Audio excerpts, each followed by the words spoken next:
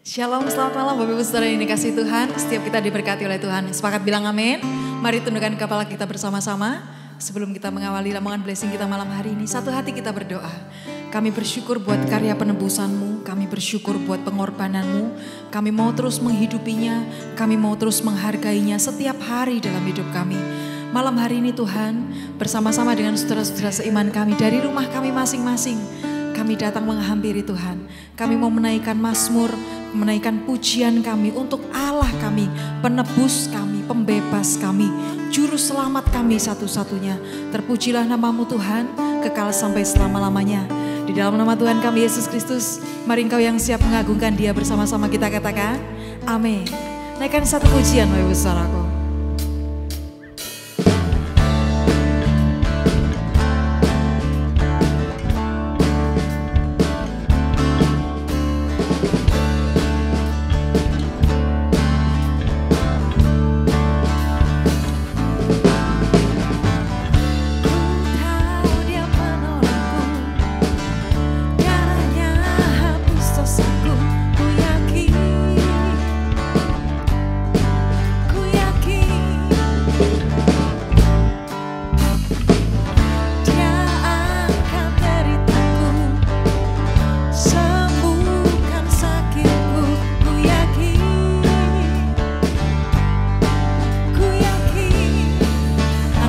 Bersama-sama katakan, ku angkat panji, oh Dia menang atas maut, Dia penebusku,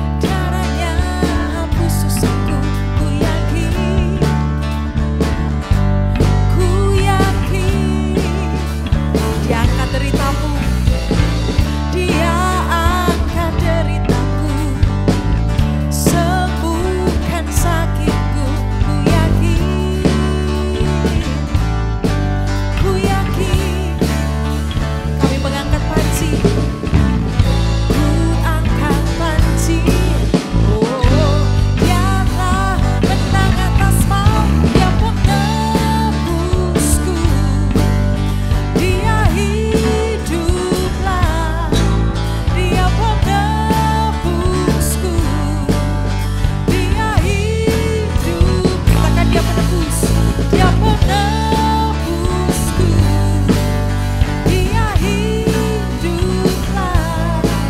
Dia penebusku, Dia hiduplah.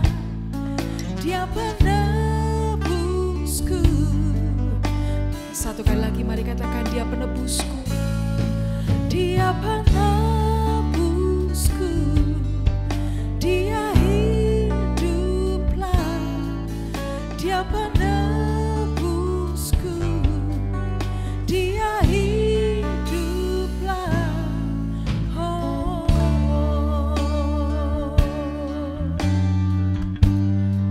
Mari mengangkat hati bersama-sama malam hari ini.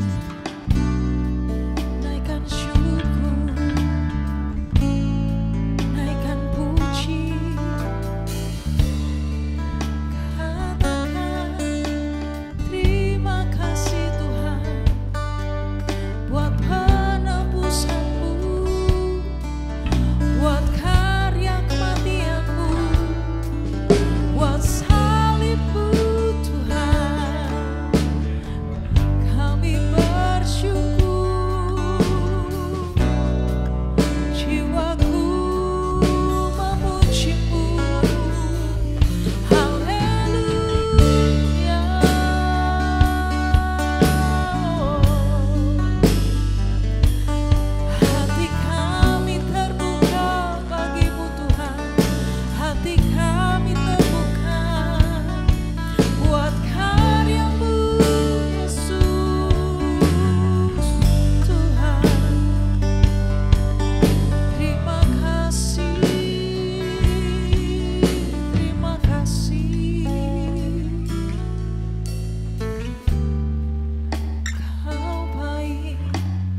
Kau setia, Kau mengasihi kami, Kau selamatkan kami Tuhan. Haleluya.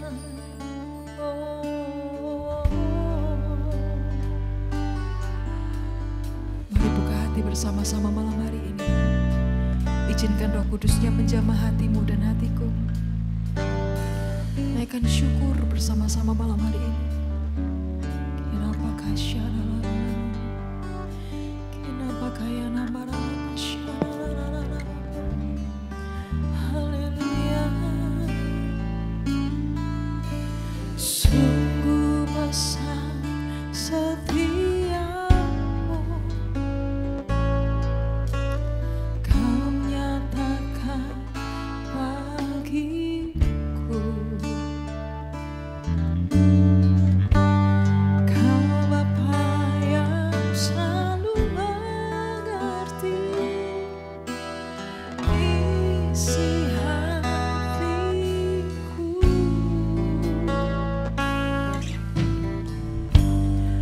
Kemuliaan-Mu Kau janjikan, aku tetap percaya. Sungguh besar setiamu, Kau nyatakan bagiku. Satu-satunya Bapa kami, Kau Bapa yang selalu mengerti isi hatiku.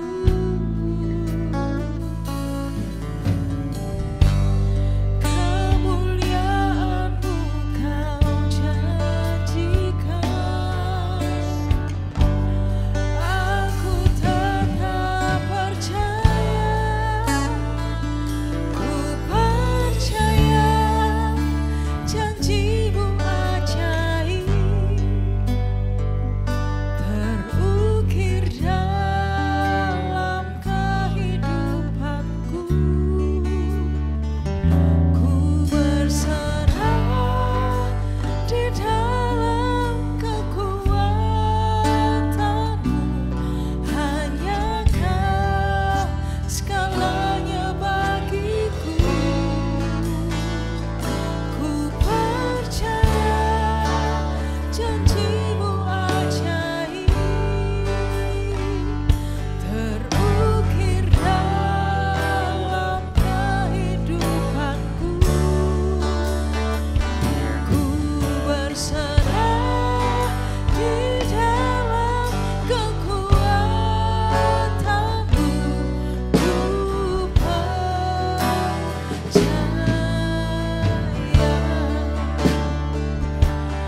Mari bersama datang pada Tuhan. Nyanyikan bersama, sungguh besar, sungguh besar setiamu, Kau nyatakan bagiku. Kau Bapakku, Kau Bapa yang selalu mengerti isi hatiku.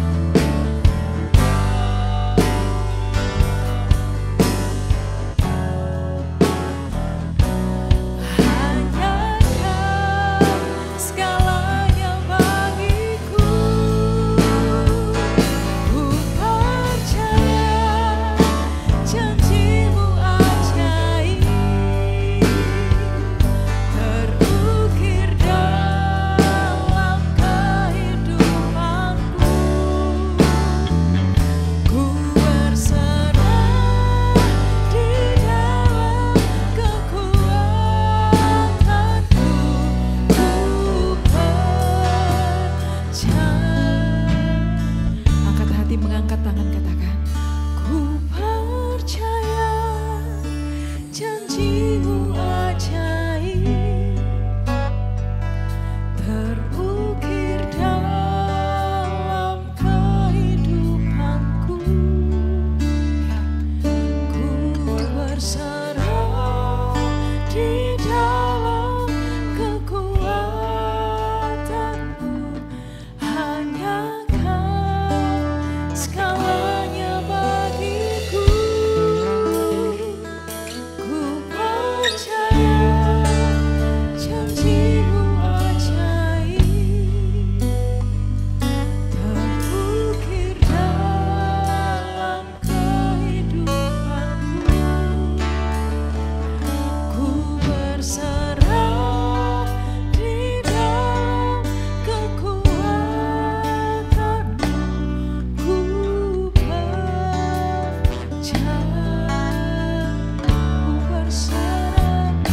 Ku berserah di dalam kekuatanmu.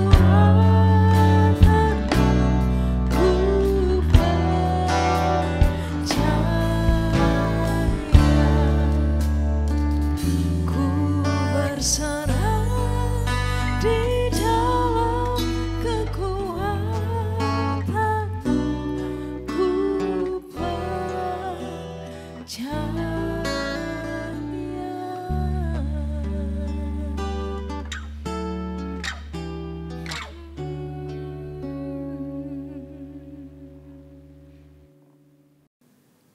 Ya, sebelum kita masuk ke dalam renungan firman Tuhan, kita berdoa terlebih dahulu. Bapa yang kami sembah di dalam nama Tuhan Yesus Kristus, kami mengucap syukur di mana pada malam hari ini Engkau masih memberikan kesempatan kepada kami sehingga kami boleh datang di tempat ini untuk beribadah, untuk memuji, menyembah, memuliakan nama-Mu. Terima kasih Bapa, karena semuanya juga berkat kasih karunia kepada kami. Dan kami serahkan ibadah pada malam hari ini dari awal, pertengahan hingga akhir. Kami percaya bahwa Engkau memberkati anak-anak-Mu yang datang di tempat ini penuh dengan sukacita. Di dalam nama Tuhan Yesus Kristus kami mengucap syukur dan berdoa. Haleluya. Amin. Salam Bapak Ibu Saudara yang dikasihi Tuhan. Selamat beribadah kembali melalui Lamongan Blessing, di mana semuanya karena anugerah Tuhan kepada kita semua. Sehingga sampai saat ini kita masih dipelihara, kita diberkati kesehatan, diberikan waktu, sehingga kita semua bisa hadir di tempat ini untuk bersama-sama ibadah. Nah, Bapak Ibu Saudara, firman Tuhan pada malam hari ini mengingatkan kepada kita di mana kita sebagai umat ciptaannya, supaya dalam kehidupan kita bisa menjaga kekudusan, menjaga hubungan kita dengan Tuhan. Nah, kesemuanya ini butuh satu tindakan, ya, suatu pedoman di mana firman Tuhan ini juga mengajarkan kepada kita, supaya dalam kehidupan kita menjaga kepribadian kita, karakter kita, sifat kita, supaya kita tidak ada di dalam dosa. Semuanya ini juga butuh firman, butuh pendampingan daripada Tuhan. Nah, firman Tuhan pada malam hari ini kita ambil dari 1 Petrus 1 ayat 15 dan 16. Yang demikian bunyi firman Tuhan. Tetapi hendaklah kamu menjadi kudus di dalam seluruh hidupmu, sama seperti Dia yang kudus yang telah memanggil kamu. Sebab ada tertulis, kuduslah kamu sebab aku kudus. Amin. Inilah firman Tuhan, 2 ayat yang akan kita renungkan bersama-sama. Nah, Bapak Ibu, kalau kita berbicara tentang kekudusan, maka Alkitab juga mengatakan tidak ada manusia pun yang kudus atau sempurna atau yang benar. Semuanya adalah hamba dosa. Ya. Tetapi pada malam hari ini Tuhan mengingatkan kepada kita melalui kebenaran firman-Nya, kuduslah kamu sebab aku kudus. Artinya di dalam kehidupan kita ini menjaga, jangan sampai dalam kehidupan kita ini jatuh kepada dosa. Ya. Kalau kita berbicara tentang kudusan, maka kita juga teringat di dalam kitab Kejadian, di mana manusia yang pertama yaitu Adam, ya, diciptakan sedemikian rupa segambar dengan Allah dan mereka adalah kudus. Mereka ditempatkan di Taman Eden. Tetapi perlu diketahui Bapak Ibu Saudara, Tuhan itu Maha Kasih, memperhatikan mencukupi segala kebutuhan manusia saat itu. Buktinya sebelum Adam diciptakan, ya, semuanya sudah tersedia di Taman Eden, ya, makanan untuk mereka. Begitu ditempatkan, ya, tidak baik seorang diri, akhirnya dibuatlah Adam itu tidur dan akhirnya diambil dari daging dan tulang rusuknya. Dibentuk sedemikian rupa dan ditempatkan di sisinya, itulah yang namanya Hawa. Jadi kalau Adam terbuat dari debu dan tanah, tetapi kalau Hawa itu dari daging dan tulang rusuk daripada Adam. Lah, semenjak Adam jatuh, ya, melalui perempuan yang bernama Hawa jatuh kepada dosa, saat itulah manusia melanggar hukum Allah. Sehingga mereka sudah tidak lagi berada di Taman Eden, tapi dikeluarkan. Artinya apa? Karena sudah melanggar kekudusan. Ya.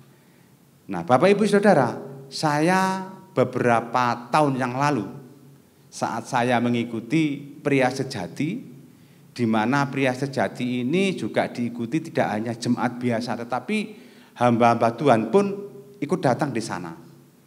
Di mana di sana diajarkan kita sebagai pria sejati untuk hidup kudus.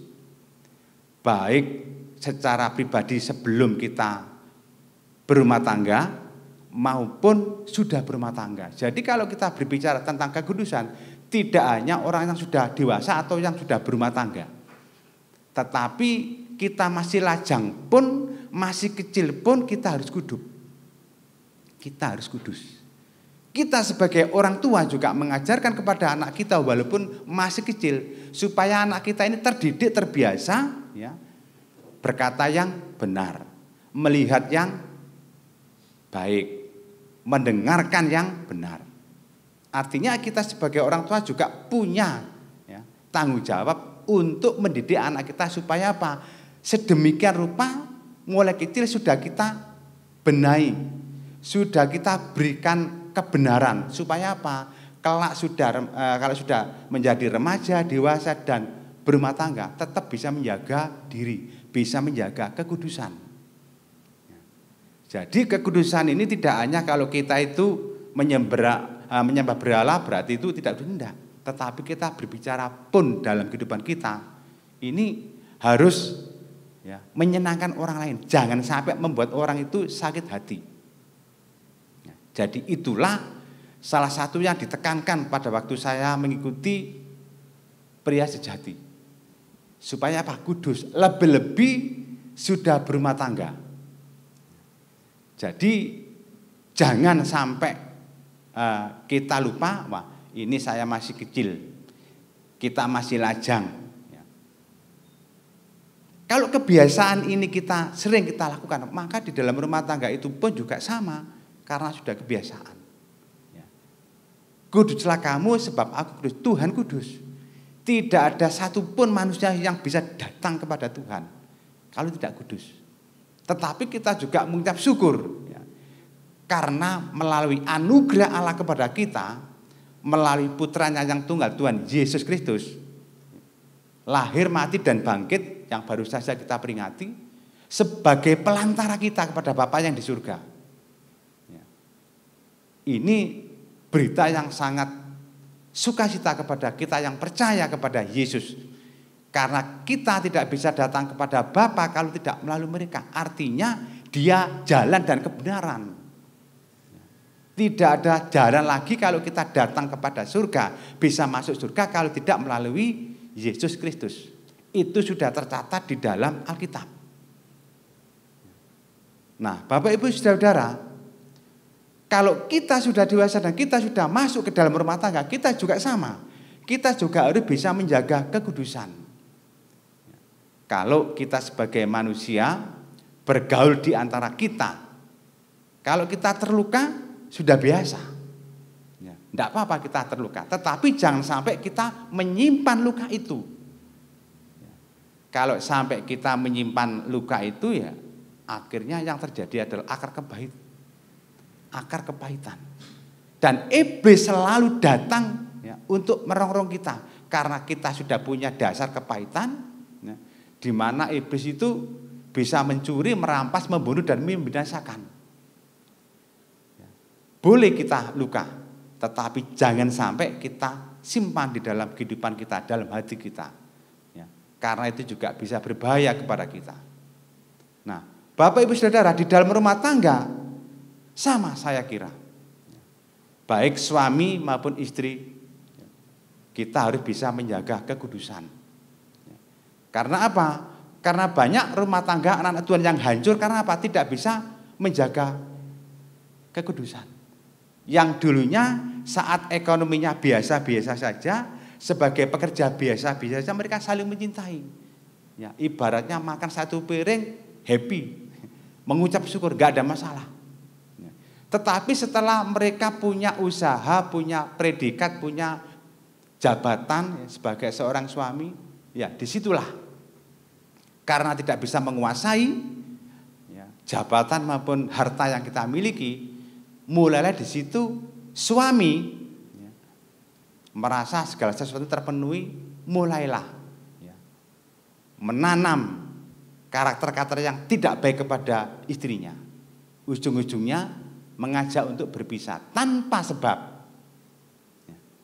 Ini masih banyak dijumpai anak-anak Tuhan. Apalagi sebagai seorang istri kalau sudah berkarir, ya, memiliki dedikasi, ya, memiliki predikat, ya, mereka juga sama. Ya. Merasa suaminya tidak bekerja, akhirnya istri ganti menggugat, kita cerai. Ini masih dialami anak-anak Tuhan. Padahal di dalam kehidupannya sehari-hari beribadah. Hamba-hamba Tuhan menyampaikan kebenaran firman, mereka juga mendengar. Nah, di dalam Alkitab sudah dikatakan, apa yang sudah dipersatukan oleh Tuhan atau Allah tidak boleh diceraikan oleh manusia kecuali maut. Sudah dibaca, sudah didengar yang disampaikan hamba Tuhan. Tetapi kenyataan dalam praktek kehidupan rumah tangganya, apabila mengalami satu pergumulan tentang ekonomi, kadang-kadang mereka memberanikan diri melanggar kekudusan. Jadi bukan berarti kalau kita itu menyembah berhala, kita pergi ke tempat pelacuran, baru itulah namanya kekudusan. Tidak. Kita menceraikan istrinya pun itu sudah enggak kudus. Ini banyak anak-anak Tuhan yang hancur. Sampai tidak bisa cerai, akhirnya apa? Pisah ranjang. Ya sama saja. Akhirnya apa yang terjadi Bapak Ibu Saudara? Anak menjadi korban. Anak yang menjadi korban.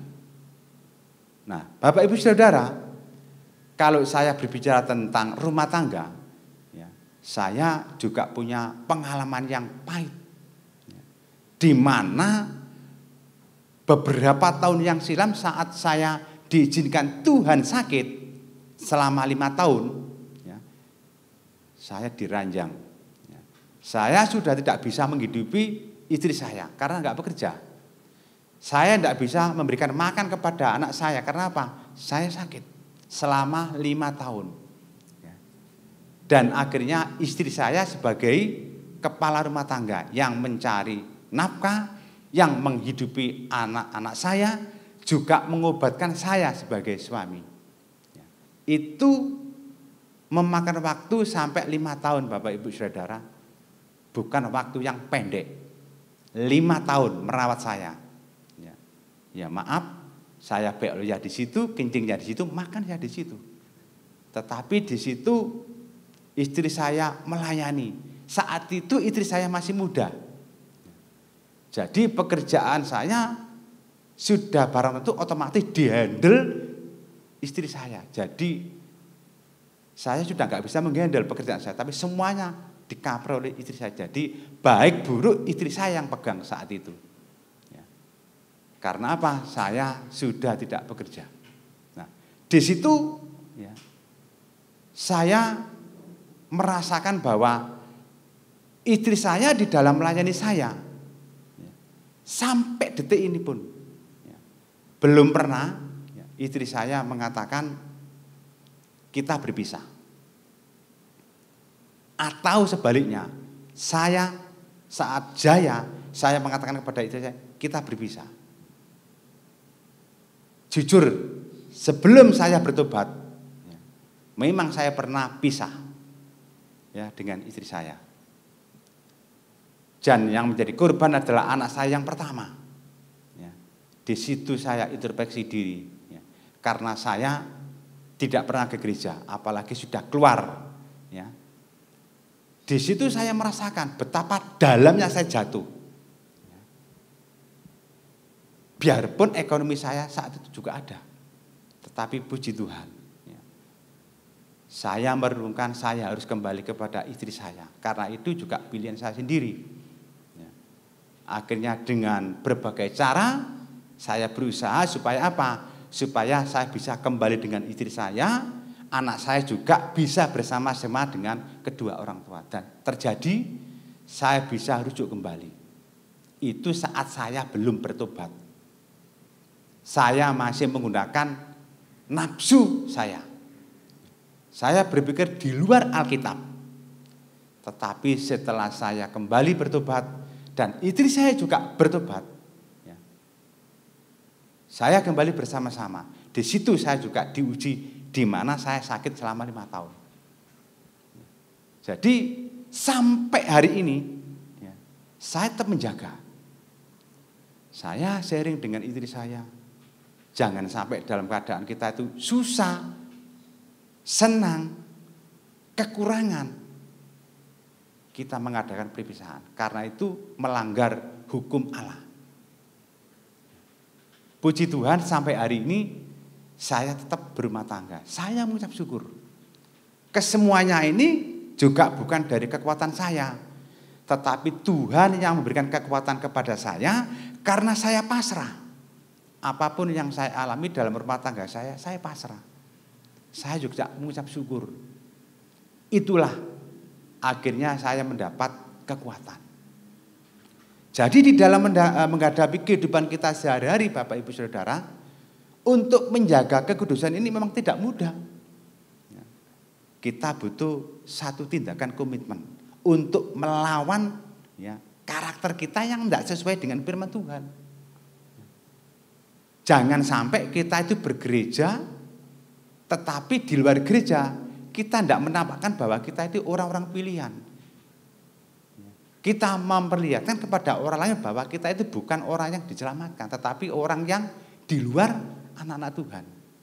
Jadi dalam kehidupan kita harus bisa dibaca oleh orang lain, baik di dalam keluarga kita maupun di luar keluarga kita, harus bisa dibaca orang lain. Oh, seperti ini orang yang percaya kepada Yesus, taat, soleh. Ini yang harus kita pertahankan di dalam kehidupan kita sehari-hari. Jangan sampai kita mengatakan, wah aku hidup happy, walaupun sendirian. Saya tidak takut. Banyak anak-anak Tuhan yang seperti ini. Pernikahan di luar gereja, banyak yang terjadi. Tetapi mereka masih senang bergereja juga. Nah, ini sangat-sangat berbahaya, memalukan, menyakiti hati Tuhan. Kalau kita memperingati Paskah kemarin, di mana kematian Tuhan Yesus, saya kira Bapak Ibu Saudara sudah pernah melihat filmnya, bagaimana sengsaranya. Sudah dipaku kedua tangannya, kakinya, begitu mau dinaikkan, tertelungkup, ketindihan, ketiban bahasa daerahnya, sama salibnya. Waduh, sakit sekali. Penderitaan kita di situ. Yesus mau mengambil alih ke semuanya. Karena apa? Kasih kepada kita. Supaya kita hidup di dalam kemenangan. Supaya kita juga memperoleh jalan masuk kepada keselamatan. Jangan sia-siakan kematian Yesus di kayu salib. Jangan sampai kita kalau dalam keadaan senang kita lupa. Tetapi kalau kita sudah dalam keadaan susah, apalagi utang banyak, ekonomi murat-marit, sakit gak sembuh-sembuh, kita baru cari Tuhan. Tetapi kalau sudah diberkati kita lupa. Jadi pengorbanan di kayu salib sia-sia kalau kita tidak bisa mempersenjatai kehidupan dalam kehidupan kita sehari-hari. Kita harus seperti apa yang dilakukan oleh Tuhan. Ya memang kalau 100% kita melakukan tidak bisa. Kita sebagai manusia paling tidak kita harus mengikuti, kita menjaga. Jangan sampai kita yang sudah diselamatkan kita kembali kepada dosa, nggak ada gunanya. Kita nggak ada gunanya bertobat. Jadi kalau sudah mengatakan kita bertobat ya sekali untuk selamanya, jangan diulang-ulang kembali. Jadi saya berharap dengan adanya Paskah kemarin sebagai tombak, sebagai ujung kemerdekaan kita. Yang dulunya kita dosa karena warisan dari Adam. Adam yang awal telah mewarisi kita, yaitu dosa. Tetapi kita bersyukur Adam yang akhir yang namanya Yesus mewarisi kepada kita adalah keselamatan. Kita pegang janji keselamatan ini. Dan kita impartasikan kepada orang lain. Jangan dimiliki sendiri. Karena Tuhan mati di kayu salib bukan untuk orang yang benar, tapi untuk orang yang berdosa. Kalau semua orang benar saya kira nggak ada penyaliban. Tetapi banyak orang yang berdosa. Maka skenario Tuhan ini untuk menyiapkan, untuk mengembalikan citra manusia kepada tangannya, maka melalui putranya yang tunggal. Kalau kita baca di dalam Kejadian memang sangat baik. Awal mulanya kejadian manusia sangat enjoy. Tuhan itu memberkati, melindungi, menyediakan, juga menyelamatkan. Tahu kekurangan kita, tahu kelemahan kita Tuhan itu. Makanya dia siap. Tergantung kita apa kita mau merespon panggilan Tuhan atau tidak. Jadi Paskah yang kita peringati kemarin, kita harus bersyukur. Kita masih bisa merayakan, bisa menikmati. Semuanya adalah kemurahan Tuhan. Mumpung kita masih diberikan kesehatan, kita masih hidup, kita pergunakan waktu yang ada ini untuk menyembah, memuji, memuliakan Tuhan dalam kehidupan kita sehari-hari. Dan kembali di dalam rumah tangga kita juga harus bisa menjaga rumah tangga kita dengan baik, supaya anak-anak kita nantinya juga sama. Hidup di dalam kemenangan, hidup di dalam kebaikan, sehingga keselamatan itu bisa dirasakan tidak hanya untuk kita sebagai orang tua, tetapi anak-anak kita juga bisa merasakan sampai kapanpun, sampai keturunan kita yang keberapa harus tetap selamat. Kita harus mengajarkan kepada anak-anak kita. Jadi inilah pemberitaan firman, di mana Tuhan mengatakan, kuduslah kamu sebab aku juga kudus. Tuhan kudus telah memanggil kita. Dengan harapan apa? Supaya kemuliaan Tuhan ini juga bisa kita miliki. Kita jangan melihat siapa yang khotbah, tetapi kita melihat Tuhan saja. Kalau kita melihat yang khotbah nggak ada yang cocok. Semua orang saya kira sama. Sebaik apapun juga tetap punya kelemahan, punya kekurangan. Tetapi kita harus bisa menerima kekurangan dan kelemahan orang lain. Kita harus tetap eksis untuk beribadah walaupun situasinya masih pandemi. Kita juga bersyukur sampai hari ini, malam ini kita masih bisa beribadah. Semuanya juga berkat anugerah kepada kita. Jadi marilah dalam kehidupan kita ini benar-benar menjadi pelaku firman. Tidak hanya membaca, mendengar, tetapi benar-benar melakukan. Percuma kalau kita mendengar nggak melakukan. Percuma kita beribadah kalau nggak melakukan. Yang terpenting adalah melakukan dalam kehidupan kita sehari-hari. Supaya apa? Kita juga bisa mengimpartasikan firman itu kepada orang lain. Kalau kita tidak bisa menjaga image kita, tidak bisa menjaga kehidupan kita, tingkah laku kita, orang itu akan memandang kepada kita, lah tingkah lakumu aja seperti itu. Apakah bisa menjadi patokan atau guru? Ini kalau kita hidup di dalam dosa. Kita harus jujur di dalam kehidupan kita, berkata benar. Jangan sampai kita itu takut ya, kepada manusia, tidak takut kepada Tuhan. Karena apa? Banyak orang-orang yang takut kepada manusia daripada takut kepada Tuhan. Berbahagialah Bapak Ibu Saudara, pada malam hari ini kita diingatkan walaupun 2 ayat ini ya, mengingatkan kepada kita pentingnya kita beribadah, pentingnya kita menjaga kekudusan. Supaya apa? Kelak kalau kita sudah dipanggil Tuhan, kita bersama Bapa, damai di surga. Kita sudah punya jalan. Jalannya adalah Yesus. Tanpa Yesus kita tidak bisa datang ke sana. Nah, selama dalam perjalanan ini kita harus hati-hati, kita menjaga. Jangan sampai kita jatuh. Ya. Berjaga-jagalah, karena apa? Iblis dikejar kita. Berbagai cara iblis untuk menjatuhkan orang yang ingin masuk ke dalam kerajaan surga. Berbagai cara. Untuk itu, dalam kehidupan kita sehari-hari Bapak Ibu Saudara, mari kita intim dengan Tuhan. Berdoa dimanapun. Ya. Kapanpun Tuhan bisa ditemui. Karena Tuhan adalah baik. Tidak harus di kamar, tidak harus di gereja. Di mana-mana ada Tuhan. Ya. Kita bisa menyempatkan waktu 1 menit atau 2 menit, baik di kantor, di pekerjaan, kita berdoa. Supaya apa? Dalam kehidupan kita tetap menjaga hubungan dengan Tuhan. Kalau kita sering berkomunikasi dengan Tuhan, maka Tuhan juga akan menyampaikan, memberikan apa yang kita cari, apa yang kita mau. Kita akan diberkati. Kita tetap percaya bahwa Yesus adalah hidup, bukan mati. Memang Tuhan pernah mati 2000 tahun yang lalu, tapi mereka bangkit. Sampai saat ini sudah bangkit dan sudah di surga, dan hidup mereka dipertaruhkan demi kehidupan kita sebagai apa? Ciptaannya. Demikian Bapak Ibu Saudara, ibadah pada malam hari ini, mudah-mudahan apa yang saya sampaikan ini bermanfaat bagi kita. Ya. Jangan lupa kita tetap menjaga kekudusan, ya. Kita menjaga hubungan kita dengan Tuhan, supaya dalam kehidupan kita penuh dengan rahmat daripada Tuhan. Tuhan Yesus memberkati.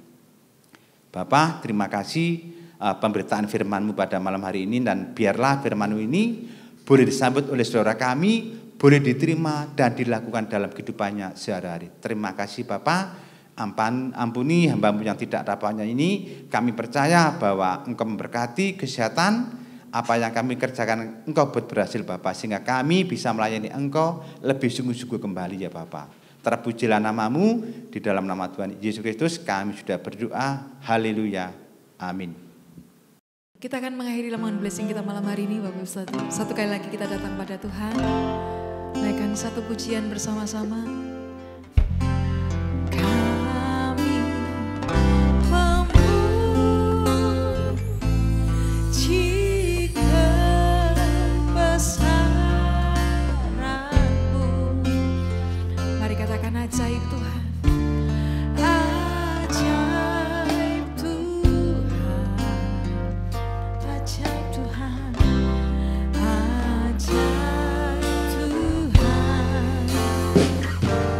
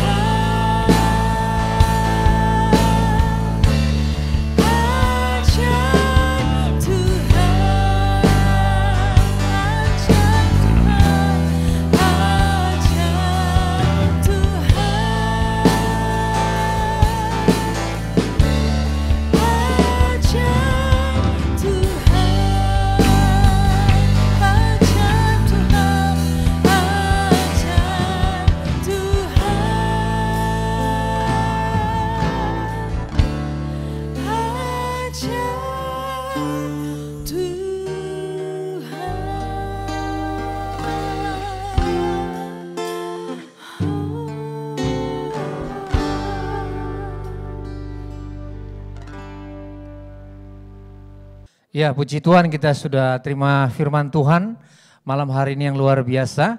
Mari sama-sama kita siapkan hati kita akan terima berkat yang daripada Tuhan.